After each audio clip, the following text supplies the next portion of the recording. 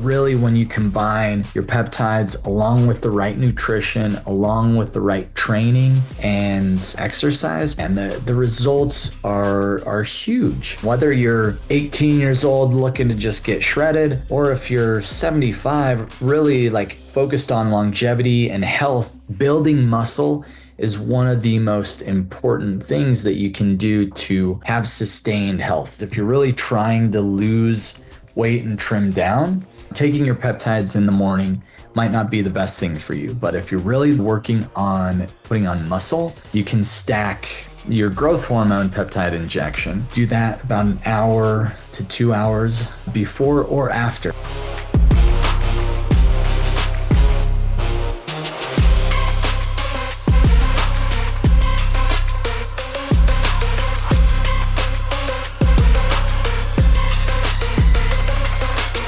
Welcome everybody to the Ageless Future Podcast and the Health Accelerator Challenges. This is your host tonight, Cade Archibald, and I am excited to be here with everybody. We're going to be diving in. So the last couple of weeks, we've been talking about how there's these different peptides for building muscle, energy generators, and just been focusing on some really cool peptides. And so this week, we're going to continue on that same thread and really dive into, how we can, continue building muscle, not just with peptides, but with other tools and everything. Because last week we talked a lot about just all the different peptides for muscle growth.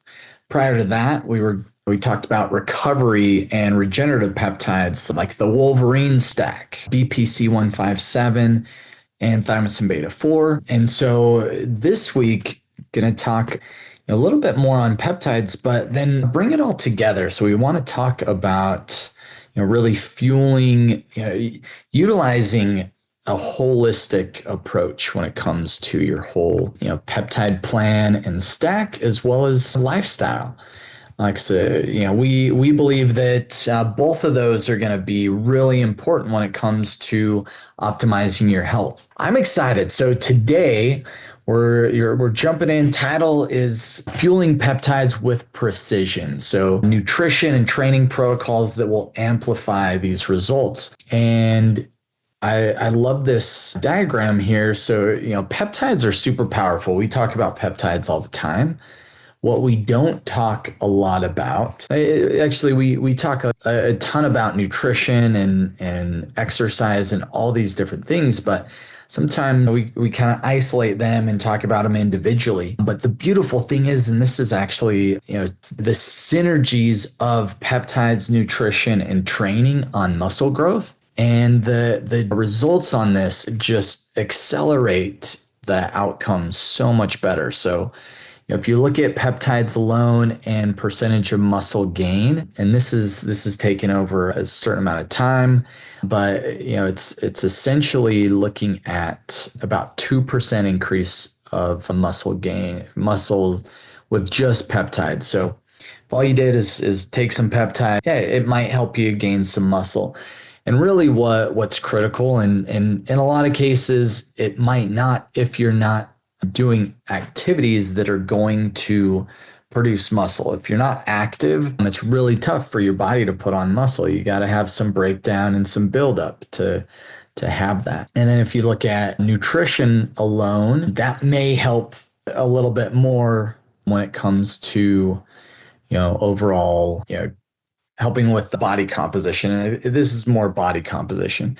And then training alone, if all you're doing is training, that's going to help build muscle, obviously, but the recovery is going to be slower. And, a lot of times what I find is people work out really hard, but then they'll eat it all away in nutrition, or their nutrition isn't what it needs to be. And so they'll eliminate a lot of their results just through their food and what's on their plate. If you look at peptides and nutrition, that can be a really, really robust combo, but more importantly, and then, peptides and training, you're going to get even more gains. But really, when you combine your peptides along with the right nutrition, along with the right training and exercise, And the results are huge. And so that's a little bit about that's what we're going to be jumping into today. We'll talk about some different growth hormone peptides, talked about those before, but really understanding how there's these intertwined things between peptides, diet, exercise, and what the optimal protocols are to build lean muscle and to get some good gains there. And whether you're, 18 years old looking to just get shredded, or if you're 75, really like focused on longevity and health, building muscle is one of the most important things that you can do to have sustained health. And so that's a lot of why we talk about muscle so much. And we've been kind of focused on that is, yeah, it looks nice, physique's nice, you look younger, but when you look at disease and especially aging diseases, if you're able to build more and more muscle mass or put on muscle in those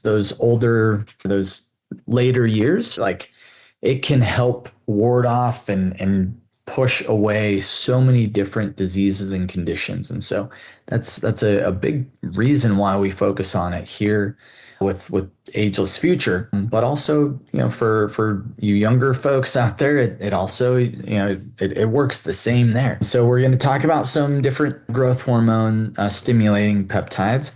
Those really just trigger your body's natural growth hormone. We're not looking at human growth hormone as exogenous uses. The second, there's different peptides that promote tissue repair.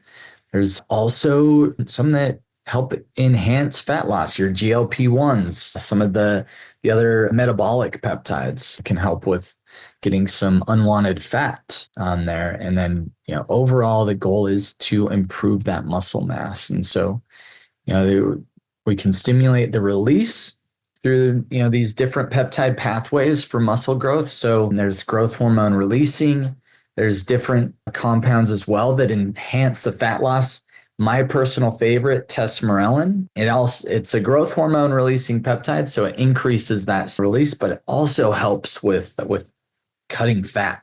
It's awesome for that as well. So Tesamorelin, awesome. And there's also different ways to boost your HGH levels, hexarelin, sermorelin. Those are very commonly used growth hormone releasing peptides. And then you can combine them. And then, there's even targeted growth with IGF-1. It's insulin growth factor 1. And that really specifically targets the growth hormone. And so when we're talking about building muscle and muscle growth, there's kind of three pillars that you need to be aware of. So there's the stimulus, the substrate, and the signal.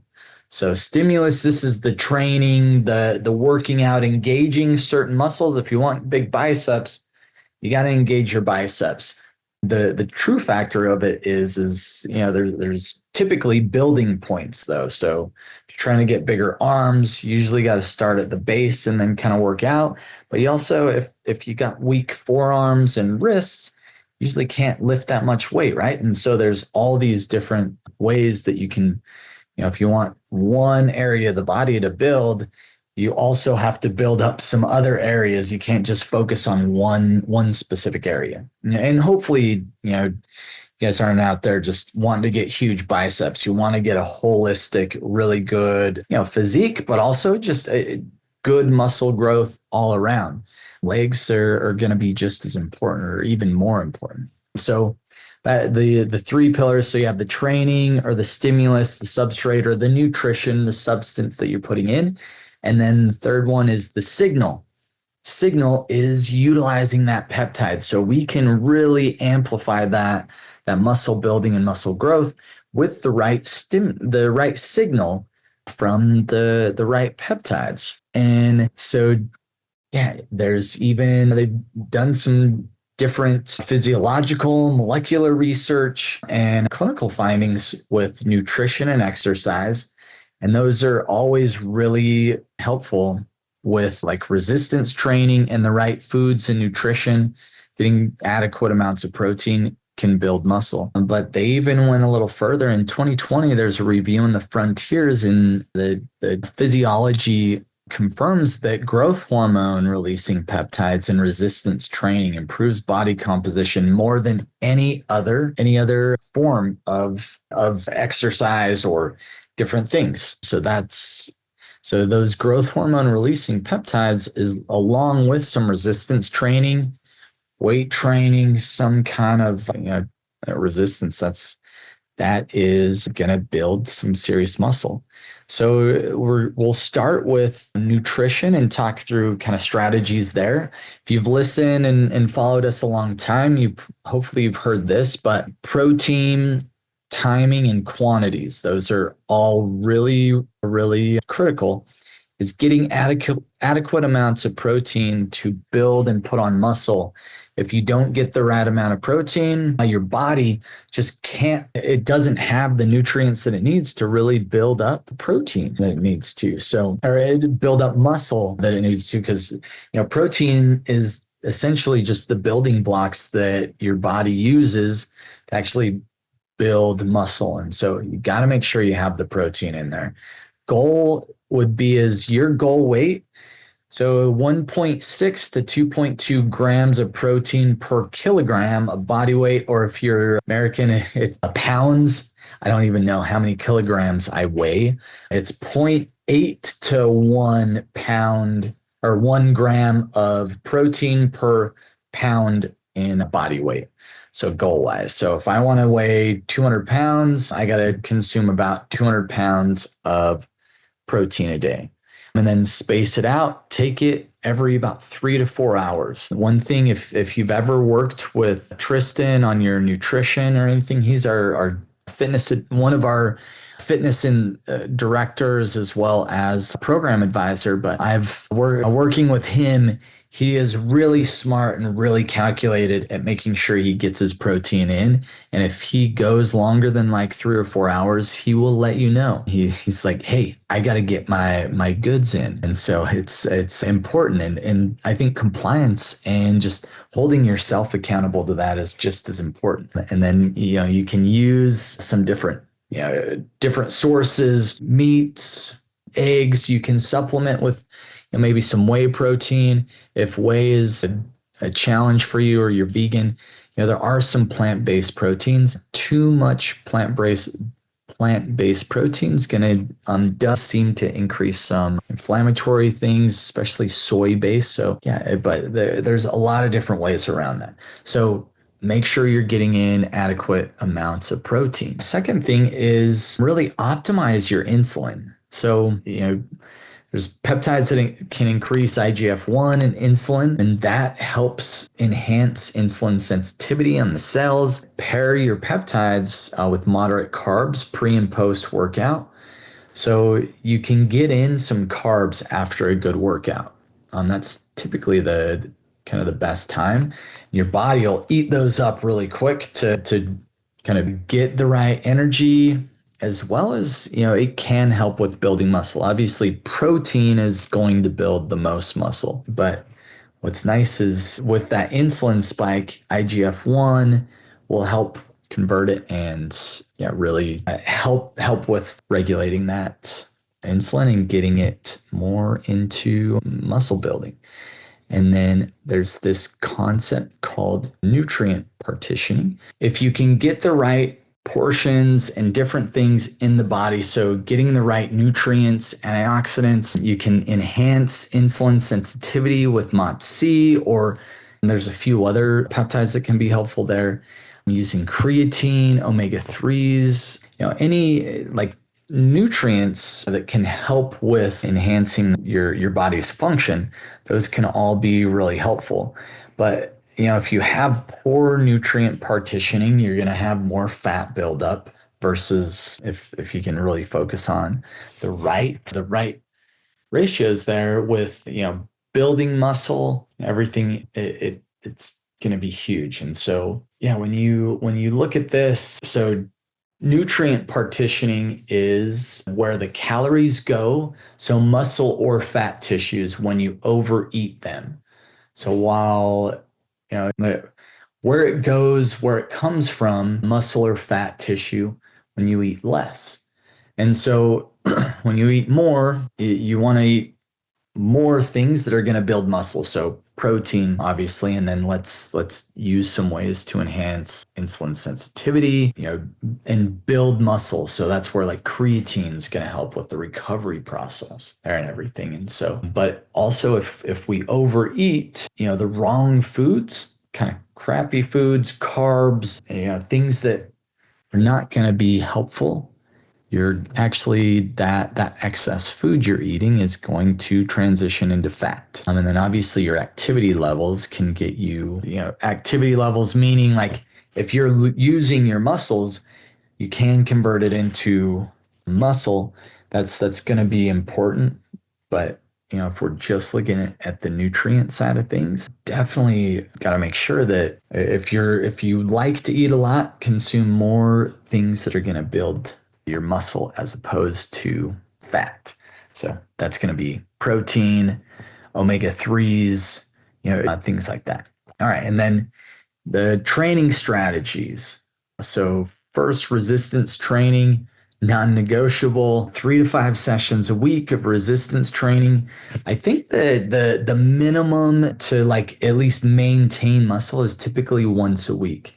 If you don't want to start going like having muscle wasting, if you're not at least getting some resistance training once a week, you will long-term start to lose muscle. Now, peptides can help ward that off and help delay that, but really like that movement and exercise and putting in some weight is really, really important. And so this is where I would say work with Nikki to actually get a really good workout plan in. This is just a very, very basic example of progressive overload, and you can do some different compound lifts. But I would, with Nikki, she'll design, we have a fitness app and you can actually track all your weights, your reps, how much you're lifting and what the lifts are or what the movement is. There's a lot of different exercises you can do. So, get resistance training in. Training strategy number 2 would be training around your injection timing. So train within 1 to 2 hours peptide administration to leverage your growth hormone pulse. So if you're really looking to put on some serious muscle, a lot of your growth hormone peptides, we recommend taking them at night because that's when growth hormone, like you can sleep really well with growth hormone. And then if you're taking them during the day or if you take it in the morning, you're typically going to be hungrier. And so you're going to consume more. So depending on kind of what your goal is, if you're really trying to lose weight and trim down, taking your peptides in the morning might not be the best thing for you. But if you're really working on putting on muscle, you can stack your growth hormone peptide injection, your growth hormone releasing peptide. Do that about an hour to 2 hours before or after. One of my favorite times is I'll take it right before I go to the gym, and I feel like that's been really helpful for me. Or I'll take it usually about 30, 45 minutes prior. Great strategy to just help time that process. So avoid overtraining. So this is really important. So your growth hormone pulses are blunted by chronic stress. So if your body's in this just overly stressed state, we see this in labs a lot of times with like people that just are really work out a ton. They don't skip a workout. They do these big long races and triathlons, triathletes, athletes in general, they're putting their body through more stress. And sometimes they'll get into a state where they're overtraining. And so that actually your gains don't continue there. So you can kind of see this trend line as things set in, as more workout exercise happens, you get to a point where you max out and then it's just diminishing returns, and almost to the point where if you're getting to the point where recovery is really tough, you're just feeling off. That's usually because there's overtrained. You built up some systemic inflammation or some challenges there. So make sure you avoid overtraining, and then let's look at the transformations happen. So utilizing different peptides for muscle building. I mentioned one of my favorite, Tesamorelin, Ipamorelin. You have IGF-1 LR3, CJC 1295. Have different training splits and then get the right nutrition in place. So get the right amount of protein in, and if you're really looking for like big muscle building, that's where you're going to want to have a little bit of a calorie surplus as opposed to a deficit. So if you're looking at, really putting on a lot of muscle, otherwise, keep a pretty even kill calorie, not necessarily a deficit, but you can keep a really good body composition there. You can also use body recomposition phase. So this would be like the build. So you can really build there. And then you can start to trim down using Tesamorelin. Some of our clients, especially if they're borderline diabetic or have some different blood sugar things, there's some GLPs that can be helpful there. And so there's a lot you can do to just kind of trim down or get some really the trim that you're looking for. And then with this, so some do's and don'ts on your peptide timings. So take peptides fasted near training and cycle 5 days on, 2 days off, especially your growth hormone releasing peptides, really important. And then don't eat immediately after your growth hormone releasing peptide injections, and avoid chronic use or just like using them nonstop. That 2 days off is really important. And then taking breaks from different peptides. And that's why we run labs, develop a whole systematic protocol for you that helps kind of avoid any of these issues. But for those wanting to understand the purpose behind that, or you're just learning and kind of exploring peptides, there's some insights there. Also, get some good supplements or supplement synergy with these peptides. Creatine can be really helpful. I can't say enough about electrolytes. There's so many people that are dehydrated and their cells just don't have quite enough electrolytes to really build muscle, or you just feel off. And so making sure you're getting electrolytes enough, and then also sleeping enough. Because if you're not recovering, that's where overtraining sets in. Getting a good night's sleep and a full recovery, I would argue, is more important than like busting out your hour-long workout if you only slept a couple hours. Now, if you did have a tough time sleeping, sometimes like getting your body moving and exercising can be really great to just like wake up. But if you do that over and over and over again, and that's like your regular MO, you're gonna get into kind of burnout phases and have some really tough things. So some fair warnings: use physician grade peptides. This is really important. There's a lot of different places you can find peptides online. It's always interesting. They'll have the total milligrams on the vials. Usually they're going to look like they're a lot more cost effective per se than maybe a physician grade. But it's almost every time when I actually do the math, the milligrams that are in those vials from kind of the black market or gray market, research only, not for human consumption peptides, which you'll see those online.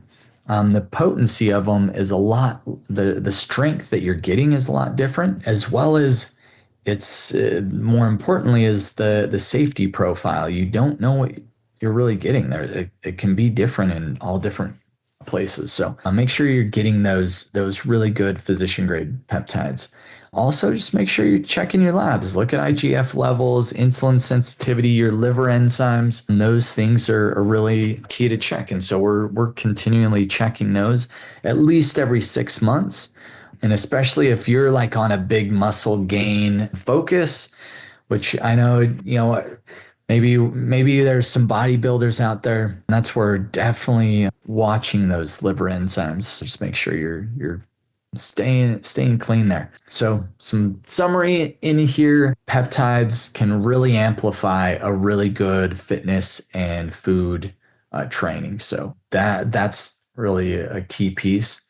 tailor your peptide use to really figure out what you want to get out of your body composition, performance goals, and then track your progress, and you can adjust from there. Some interesting things to look at and different resources that you could review is, labs, look at IGF-1, insulin, get a CMP. I always like to look at some of the chronic inflammation markers as well, your liver markers, some different tools that you could utilize. A DEXA scan. This is a DEXA example here, just showing some huge, we've had some great before and afters on DEXA. Use MyFitnessPal, Whoop. We have the East West Health app. You have to work for an account, work with Nikki to kind of get a whole workout regimen set up for yourself. You can book a strategy call with East West Health span assessment. Give us a call, 801-582-2011. If you're not in a program currently. If you are, thank you for joining us today. And I hope you learned something.